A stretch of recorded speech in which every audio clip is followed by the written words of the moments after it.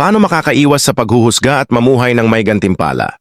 Pumili ng daan ng buhay, huwag humatol, magpatawad, magtiwala. Mateo 7:1-14. Huwag kayong humatol upang hindi rin kayo hatulan. Madalas nating naririnig ito, pero madalang natin itong isabuhay. Bilang tao, mabilis tayong makakita ng mali sa iba, pero mabagal tayong tumingin sa sarili nating kahinaan. Sabi ni Jesus, kung anong panukat ang ginamit mo sa iba, iyon din ang gagamitin sa'yo. Kaya kung mabilis kang humusga, huwag kang magulat kung husgahan ka rin ng parehong paraan.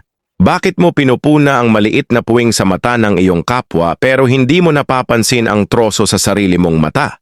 Ito ay paalala sa atin, bago tayo magturo ng pagkakamali ng iba, suriin muna natin ang sarili natin. Hindi ito nangangahulugang huwag na tayong magtuwid, kundi tiyaking tayo mismo ay naglalakad sa katotohanan, sa kababaang loob, at sa biyaya ng Diyos. Sunod na binanggit ni Jesus ay isang mahalagang prinsipyo. Huwag ninyong ibigay ang banal sa mga aso at huwag ninyong ihagis ang inyong perla sa harap ng baboy. Hindi lahat ng pagkakataon ay dapat sabihan ng salita ng Diyos, lalo na kung hindi pa handa ang puso. Maging maingat tayo. Manalangin tayo bago magsalita. Hindi lahat ng oportunidad ay para sa pagtutuwid. Minsan, mas epektibo ang panalangin kaysa sa argumento. Pagkatapos ay pinaalalahanan tayo ni Jesus tungkol sa panalangin. Humingi kayo at kayo'y bibigyan. Humanap kayo at kayo'y makasusumpong.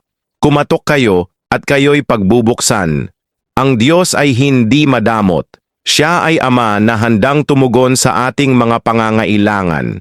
Kung tayo na makasalanan ay marunong magbigay ng mabubuting bagay sa ating mga anak, gaano pa kaya ang ating Amang nasa langit? Kaya kung may pinagdadaanan ka ngayon, kung may bagay kang hindi maunawaan, lumapit ka sa Diyos, humingi ka, kumatok ka, magtiwala ka. At narito ang isang simpleng batas na bumabalot sa lahat ng ito. Gawin mo sa iba ang gusto mong gawin nila sa'yo.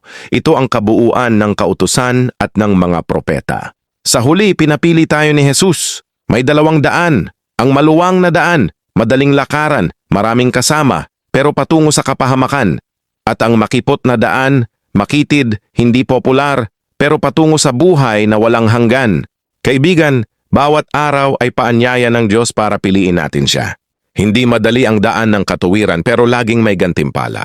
Hindi ito palaging komportable pero tiyak na totoo. At ang pinakamasarap sa lahat, hindi ka naglalakad mag-isa, kasama mo ang Diyos. Kaya kung ikaw ay nasasaktan, nahuhusgahan, nalilito o naguguluhan kung saan ka patutungo, alalahanin mo ang Mateo 7:1-14.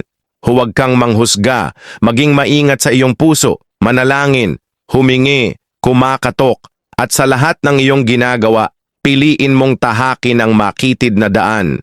Doon mo matatagpuan ang buhay na totoo, buhay na kasama ang Diyos, at sa Kanya, sapat ang lahat.